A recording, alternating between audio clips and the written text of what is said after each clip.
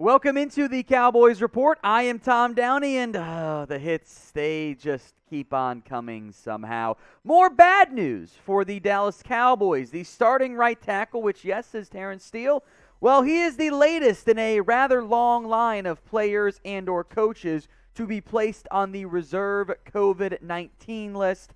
That means Steele will miss this next week's upcoming game against the New Orleans Saints. He will not be able to play. He's not going to be able to be cleared in time.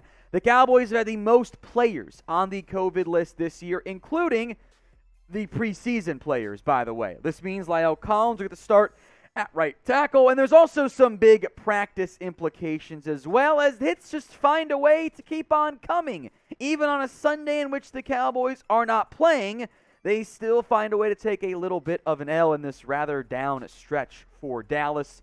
So Steele out this week against the Saints, or next week, or Thursday. It's just Thursday against the Saints. Good news is, knock on wood, Tyron Smith's fine. Connor McGovern and Tyler Biadasz, Zach Martin, no issues right there. I think you're probably not concerned at all about Martin, given he already had his own bout earlier this year. Means La'el Collins will take back over as the right tackle. The musical chairs on the offensive line will continue, although this time not so much by choice for Dallas. Steele actually has been the better pass protector this year. Now, he's allowed more hits than La'el Collins has, but his pressure numbers overall, relative to the number of snaps that he has played, is down a pretty good amount compared to Collins when you factor in the over double number that Collins had. And got to remember, most of Steele's issues this year have come on the left side more so than the right side. Although I will make note that it's tough for me to eval run blocking with a good statistic. So I'll mention the PFF run grade. Not bad for Steele. Kind of a weird grade for Collins. Off the charts, pretty much good from that perspective, because that 93.9 is somehow higher than any one individual grade. I don't fully get that, but hey, whatever. Collins has been a good player. If he can get back on track, if he plays well against the Saints, I wonder, as much as this staff clearly likes Terence Steele more than La'el Collins, if Dallas could stick with Collins. At some point, though, this team's got to stick with an offensive line. I think the shuffling is not a good thing. So pick a right tackle for me. There's some more COVID stuff we've got to get to here momentarily, but this is going to be the pinned comment on today's video. So if the ad break comes on YouTube, head down and let me know. Type TS for you want to start Terence Steele once he's healthy, or type in LC for La'el Collins.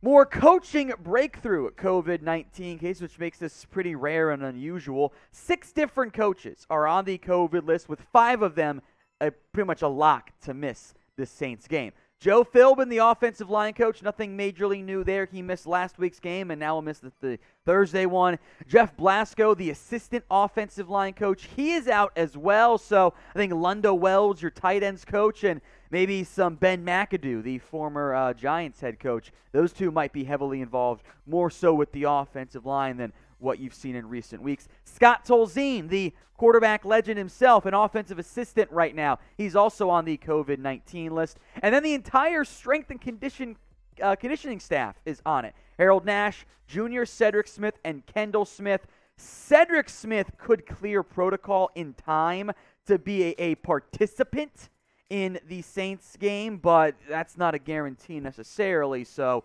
we'll see about those 6, but at least 5 of them guaranteed to miss this week's game.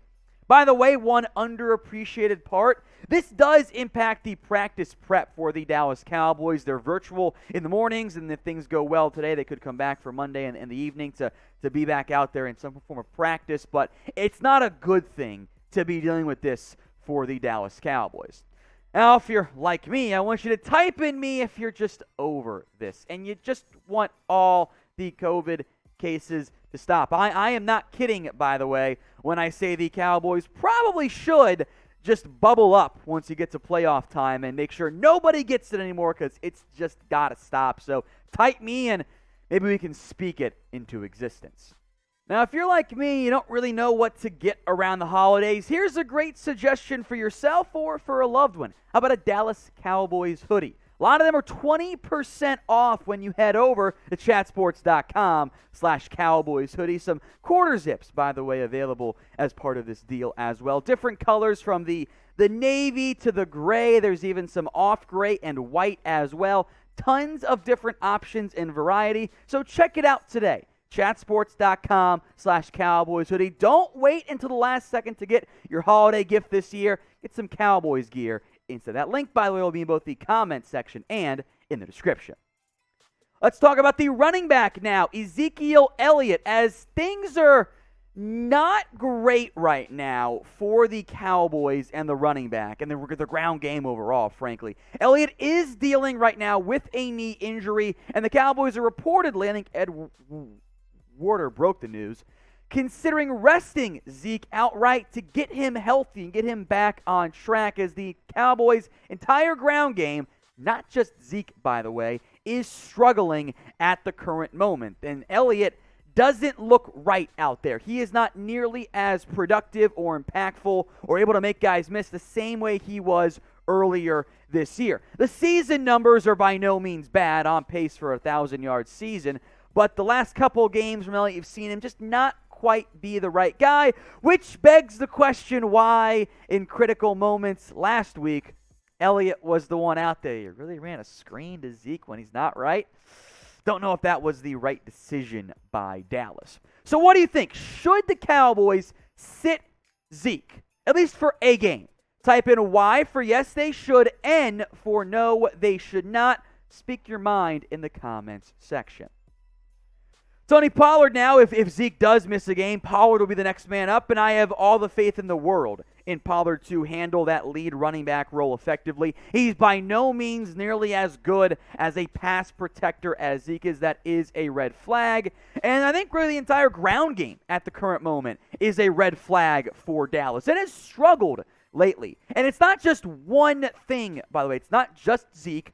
Certainly not just Pollard. It's not just the offensive line, not just the play calling. Everything around the ground game seems to be having issues, and that is a kind of a big deal for Dallas, given how frequently they want to run the football, especially maybe in part because of you were missing your offensive line and your receivers, but there's a lot going on there. I plan on kind of breaking that down fully in depth later on this week, barring more bad Cowboys. There's going to be the video today, and then, Terence Steele, and got to do what you got to do, right? We got free Cowboys videos for you every single day, though. So if you haven't already, subscribe. It's youtube.com/Cowboys TV.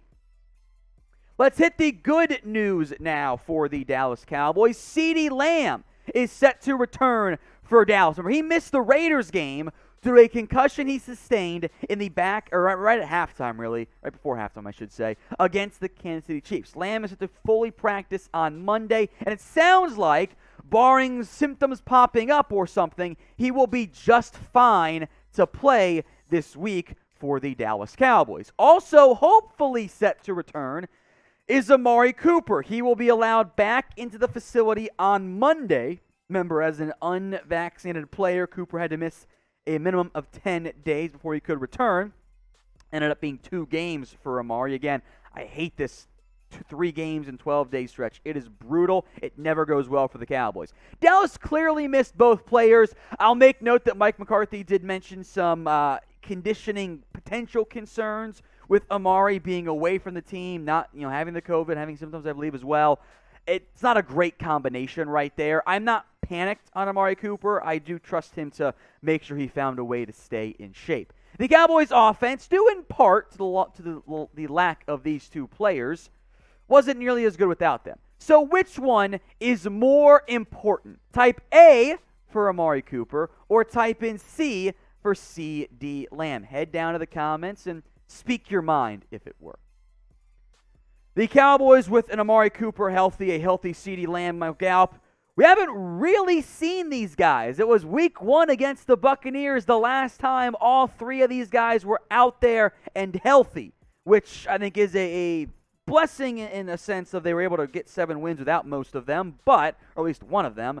But you would like to be better than 7-4 right now. I think that having those 3 back, my hope is the Cowboys will air it out a little bit more frequently. I have not been a fan of the Kellen Moore game plan the past 2 weeks. Hopefully, This means the Cowboys will air it out next week against the Saints.